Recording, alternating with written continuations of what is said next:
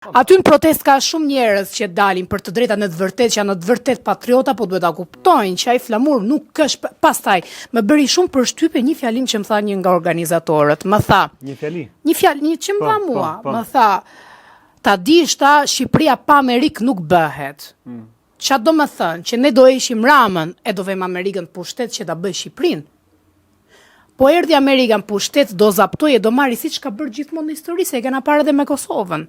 Nuk jam ne nuk jemi anti-Kosovë, siç na akuzojnë. Kosova nuk është, po, okay. Do kalojmë tek ajo se duhet ma shpjegoj zotëria këtë gjë që dua pak atë si ndjeve ti si e bija e zotit Vladimir teksa pe këtë gjë që ndodhi gjithë. Unë kam ngel shumë e traumatizuar, sepse nuk është era e parë që e shoh edhe më ka ardhur shumë keq, kam qarme të madhe. Sepse tani natyrisht të vjen ishte një gjë shumë e shëmtuar, që do më thënë u cënon të lirinë e fjalës në mënyrë më të hapur. Aty në atë protestë edhe unë e kam kuptuar se aty ka shumë njerëz që duan të flasin dhe nuk lihen të fliten, edhe nuk ka prezencë policisë afër qëllimisht. E shet qëllimshme këtë? Po, e shoh të qëllimshme. Po, patjetër që po. Aty nuk ka qëllimisht, aty duhet të ketë njerëz, se ata mund të bëjnë çdo gjë. Unë nuk dua ti manifestim pa polici. Eksakt. Unë nuk dua ti cënoj ata personalisht. Ky lloj cënime po vjen nga vetë protestuesi, nuk po vjen nga vetë jo nga protestuesi, nga disa organizatorë. Konspiracion tani. Sa aty ka shumë protestuesi të sinqert. Është një ndër pikë pyetjet kjo, si ka mundësi që te parlamenti garth me policë tu asnjë policë. Unë quajta Kryeministria në atë orë kur dilet në orën 7-8 nuk ke fare asnjë prezencën asnjë zyrtare, tek kuvendi ke. Një protestë me shumë njerëz mos ketë polici. Okej. Është e pamundur edhe kjo. Është shumë e pamundur. Po se këta ulërin gjë si u bezdisë për policisë, policia nuk ka punë me manifestuesit. Këta i provokojnë shumë herë dhe këta policinë. Policia vjen, patjetër. Ku te kuvendi? Dëgjoj, në te kuvendi unë kam parë. Te kuvendi jo ndofta po ndonjëherë policia krimi këto. Tani ai është polic aty ti. Shumë punë ka ardhur për të mbajtur rendin ai që është aty. Nuk ka pse ta presosh kaq shumë policinë. Nuk keni me policinë. Ti ke punën tënde, nuk ke punën me policinë. Kush është sjell më keq pra, meqense po thua që kanë provokuar protestuesit policinë. Kush është sjell më keq të dy këto palë? Ta po sjell më keq protestuesit apo policia? Unë them provokimi vjen shumë nga të infiltruar për protesta. Të infiltruar, po kjo ndodh gjithmonë. Altin.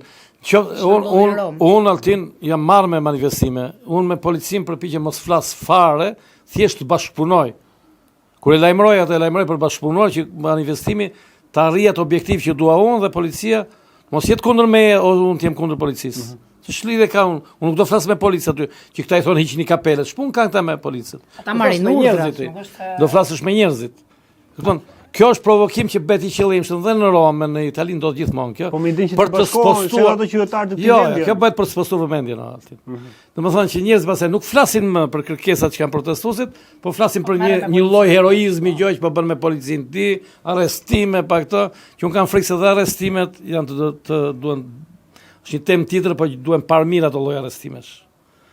Altin, po të më arrestoj mua dhe ty policia nuk dalim dot aq shpejt. Ti je i sigurt.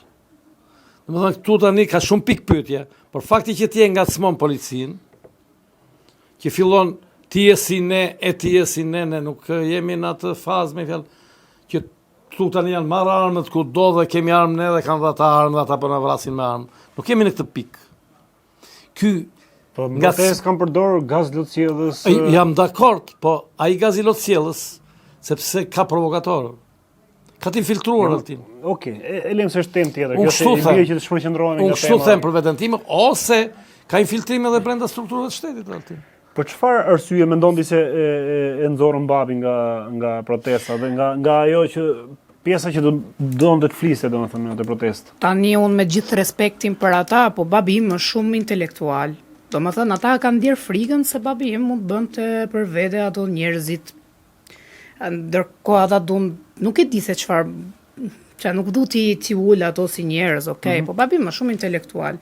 Unë mendoj që kam pas atë shqetësimin që mos pastaj njerëzit të ndigonin më shumë nga fjalët e babit se sa nga ato fjalë që thojnë ata, që janë parulla standarde. Okej, besoj se zoti Vladimir do na shpjegojë më mirë këtë situatën. Cila është ajo që ti e dëgjove ose ta thanë ata që në momentin kur të larguan nga aty, spostuan, pash që kishe disa diskutime me disa nga individët aty. Ata shanin ose edhe në grup. Ata shanin gjithë kohën. Çfarë të thonin? Shanin dhe me fjalë banale të ndyra. Po kështu, po këto fjalë që unë si them dot. Unë si them dot. Fjalë me fjalë, ke parasysh të përdorin organin seksuale, këto gjëra të tilla. Po gjithkohon. Domethënë me të bëjnë presion psikologjik për këtë që ti je një llumbi, ti je gjati. Po jo llumb se përdojnë gjëra më të rënda se sa fjalli i llumbit.